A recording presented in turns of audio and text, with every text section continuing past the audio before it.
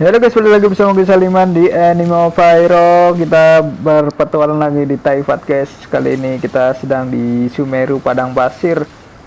Kita akan memeriksa si rumah sakit yang udah lama nggak dipakai nih guys. Oke. Sepertinya ada rahasia tersendiri di sini. Jadi kita bersama Al Haitam udah ke sini. Kita akan memeriksa ruang bawah tanahnya. Tadi kita udah buka segel 3. Nah, nih. Oke. Ini ada bangunan-bangunan yang apa kita baca.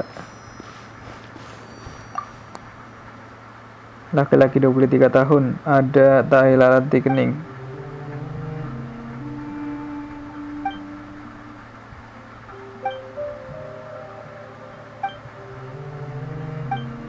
Hilang guys teksnya.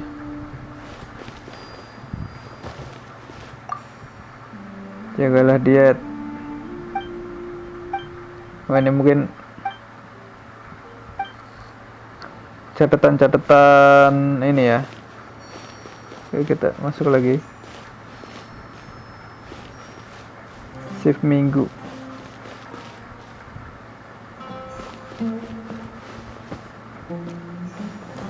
Oh, harus dibaca ya? Oh, enggak.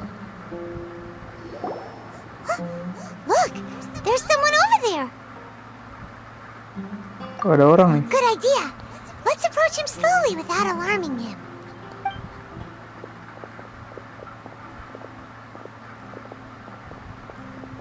Wait.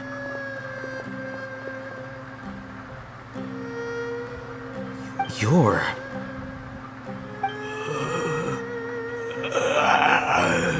He can't Siapa ini? speak, and his eyes are unfocused. But he looks too young to be anyone's grandfather. Also, why is he the only one here? Didn't expect to see him here. You know him? He's Razak, a senior of mine at the academia. He's a scholar too? Is he the kind that holes up in a forest and mumbles stuff about training? No. And that's the problem. Razak was never involved in any of those things. He never trained in the forest, let alone reach Satyavada life. Leaving that question aside for the moment, him being here alone means that we might be too late. Looks like they've already taken everyone away. For whatever reason, they left Razak here. Perhaps they simply didn't have time to come back for him. There are drag marks on the ground. They're clearer by the doorway. Someone was forcefully drawing a cart that was loaded with something heavy. Loaded with people? That is one possibility. It looks like they were in a hurry, as if they were afraid of being caught. The symptoms are identical. Looks like we found living proof. Huh? Why do you say that? Allow me to jog your memory.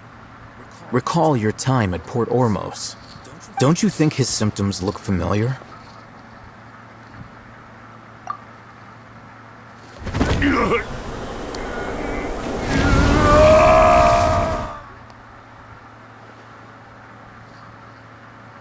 Oh, now that you mention it, they're acting the same way. Correct. The academia is behind all of this. It isn't difficult to deduce their rationale.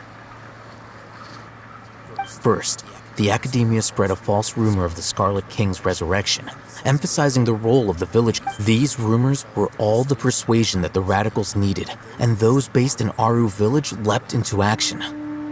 As well as being able to exploit the radicals for their own ends, this scheme has one further advantage to the academia. All the risks and responsibilities are offloaded onto the Scarlet King's followers. Life for the desert dwellers has been brutal ever since the Scarlet King's death all those years ago. Beneath the surface, feelings of desperation are widespread. Many would give everything they have for the prospect of something better. Anyone looking to exploit that for their own ends simply needs to make a few empty promises. Even if complications arise, people will see that those involved are all followers of the Scarlet King and look for no further explanation than differences of belief. A deep-seated mistrust of the desert and everyone in it by the rest of Sumeru will make sure of that.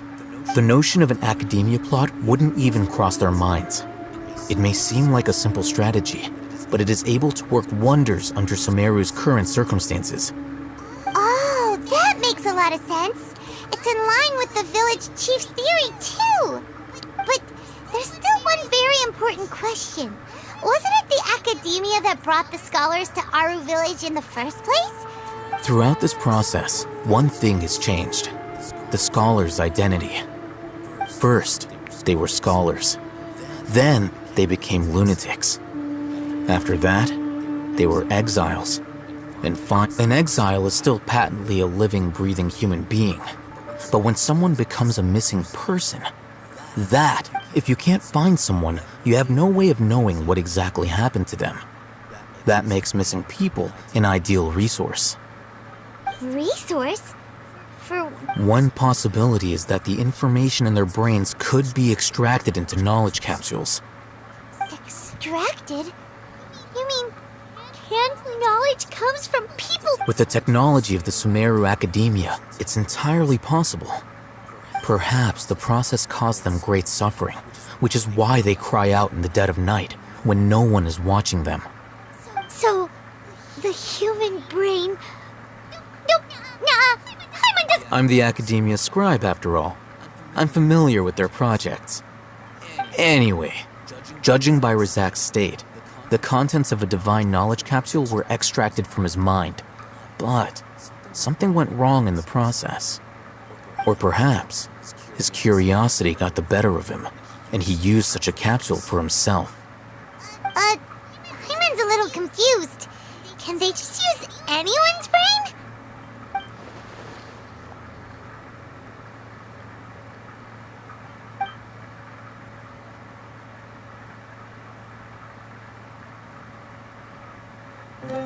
The look on your face tells me you've realized the answer.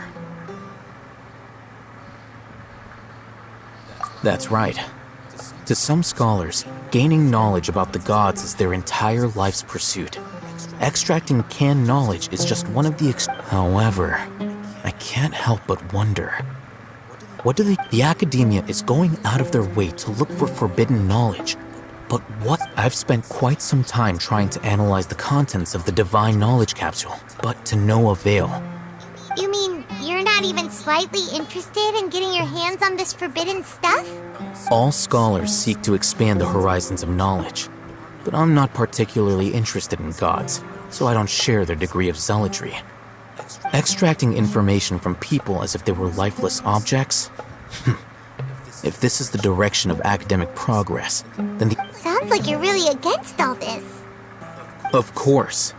The academia's actions run contrary to their rules. Whether it be academics or knowledge, everything has its boundaries. If those lines are crossed, the rules and order that govern everything in the world will be destroyed.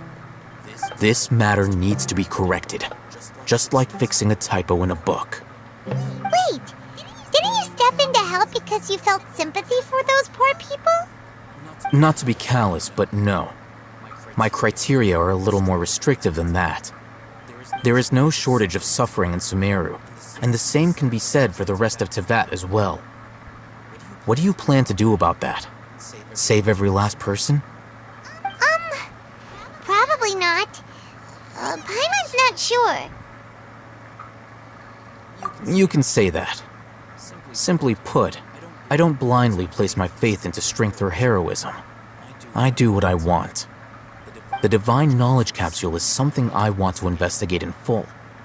That doesn't mean I'm willing to take action for the sake of a few strangers.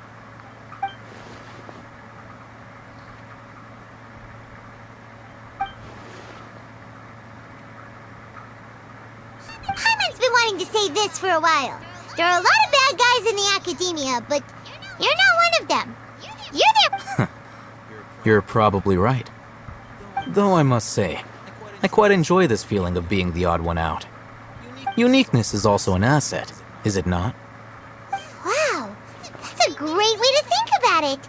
Paimon's really impressed. I'm just a more likable person than her in general. There's nothing more to it than that.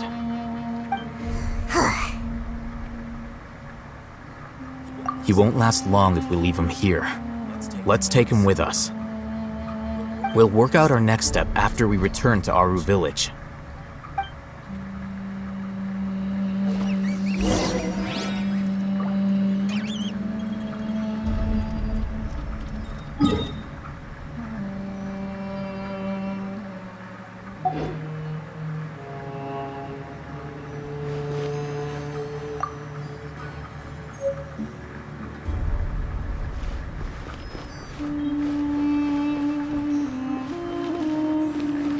Oke guys, kita udah coba untuk menyelidikinya. Kita akan kembali. Sepertinya dapat kunci nih guys. Duh, tadi kembalinya kemana nih guys? Catatan semua nih. Angker nih guys. Yuk, sepertinya di atas ada sesuatu. Nah, ini kuncinya nih.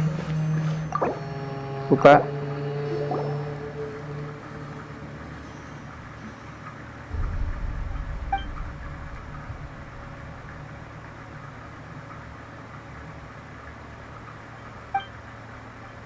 Iya, kirain harta karun.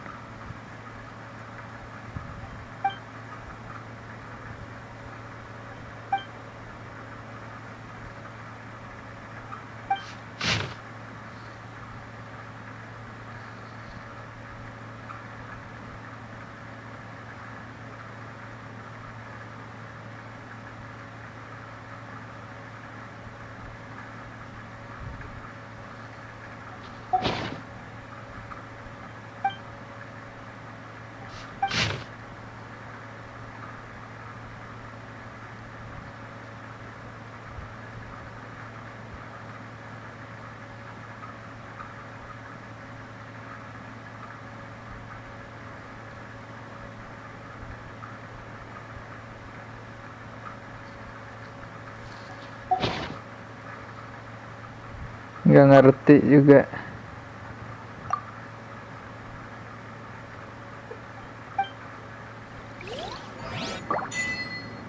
Sebelum waktuku. Oh, dapat pencapaian guys. Kita lanjut yuk.